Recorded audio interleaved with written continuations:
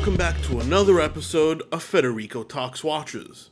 Now today, I want to talk about steel versus gold when it comes to watches. What are some of the pros and cons, and what is my opinion? But of course, before we get started, customary wristwatch check. Today, I'm wearing my vintage Omega Chronostop limited edition dial for the Italian market. Haven't worn this one in a while again, but it's just made it back into the rotation, and I'm loving it. Also, thank you everybody for checking out www.delraywatch.com, my new pre-owned watch shop. If you haven't seen the announcement, I'll link the announcement video right up here. We got a ton of traffic, and the response has been pretty good. Now, yeah, it's a little bit of a work in progress. In fact, we just updated most of the pictures to high resolution so you guys can check it out. And of course, a shout out to Matthias, our first watch customer. Matthias, we really hope you enjoy your new Datejust. It's on the way to you, and shoot me a picture. That way I can post it on Instagram once you get it.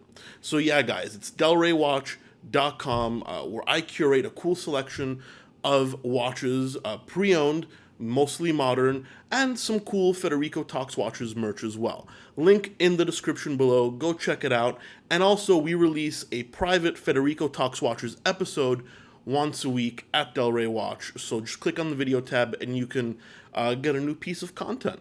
So thank you in advance for checking out the website and for all the support. But now let's get into the meat and bones of the whole discussion. Gold versus steel. Obviously, two very different metals and two very different price points. Now, a lot of this may seem obvious to you guys, but I wanted to do a little discussion kind of breaking down what I think are some of the pros and cons of steel and some of gold. Well, to start off, steel is a lot more common, probably because of the price point, but it also has a few advantages. Steel is a much harder metal, so a sports watch, well, this is a vintage watch, but a sports watch like this, it's much harder to scratch if in steel. It's much more durable, so it's probably a better everyday wearer, even though there's some pretty great everyday dress watches and sports watches in gold, kind of like the Rolex Day-Date. That'd be a perfect example. But steel is certainly more durable. Steel is also significantly cheaper, but more so than just the metal. I mean, especially in watches, if you get a Submariner and you get the same equivalent in gold, it's not just the price difference of the material. I mean, the Submariner in gold is priced way higher than just the price difference in materials. And that's for exclusivity. It's a little bit of marketing, but that's definitely true. So while gold is a much more expensive material, trading around $1,200 to $1,300 an ounce recently, I don't think the gold price of watches is particularly justified, because the delta, the difference in between the two, is much higher than just the pricing material. Steel is also a lot more versatile. Now, what do I mean? Probably the tone of the material. Yes, you can get white gold, that's another discussion, but I think steel is easier to wear, it's less flashy, it blends in with more outfits, be it a Brooks Brothers polo or a suit. There's never an inappropriate time, or there are very few inappropriate times for a steel watch, whereas gold, that's certainly not the case. However, steel does have a couple of cons. You can never get the same shine as you do with gold. I think gold always looks much better when it's high polished, and steel can never really achieve that mirror-like finish.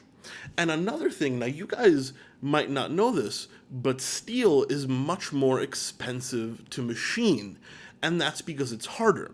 So a lot of companies that predominantly do gold, they don't make their own steel cases because they don't have the machines to machine steel, because it's a much harder material. So it is harder to work with, and that's definitely a con. So it probably costs a little bit more to make a steel case than it does a gold case, just in the cost of manufacturing, though, not counting materials, just in labor and equipment. But as you can see, there are not that many drawbacks to steel. I guess another one is it's common, but it's common for a good reason. However, a gold watch does have a little bit more pizzazz to it sometimes. Now, moving on to gold. Gold, the pros might not seem so evident, but they're really there, especially if you're a person of means. Now, I've only ever owned two gold watches in my time, neither of which were super expensive in terms of gold watches. I owned a Chopard LUC 1860, a picture right up here. I really, really love that watch. And I've owned a Piaget Imperador Cousin in white gold. But full disclosure, I used to work for Piaget, so it's not the price. I didn't pay the price everybody thinks I did. So I got a break. But what are the pros of gold? Well, first off, prestige. Now, yes, a lot of people might not care about prestige, but I think we'd all be lying to ourselves if we're spending this much money on a watch, even a steel watch, and we didn't care a little bit about perception and prestige. Gold is a more prestigious metal. It's a noble metal. It's more expensive, and everybody's going to know that it's more expensive when you have a gold watch. Some people don't care as much. That's fine, but it can be perceived as a pro. Another thing is the look. As I mentioned, if you want that gold look, yellow, rose, you can do it in plating, but it never looks the same. Maybe if you're just getting into the hobby, you may think, it looks exactly the same. But I can tell you, as someone that stared at a lot of watches, I can tell a gold-plated watch 99% of the time from a mile away. So gold does have a certain look, a certain hue, and a warmth that isn't particularly easy to fake or can be faked at all. So that's something you're only going to get with gold. Gold also tends to have less allergic reactions. Some people get an allergic reaction with steel. That's much less common with gold, but it's so uncommon anyway that it's pretty hard to put that in the pro category. Gold is also exclusive. Now, exclusivity is not the same as prestige. What I mean is, while you see a lot of normal subs, you see less gold subs out there. So you've got a more exclusive look, a more exclusive piece. You stick out a little more. And another pro, that's the opposite of steel, is gold is easier to machine. Believe it or not, even though it costs more, it's a softer metal, so it's just easier to work with. Now, the cons.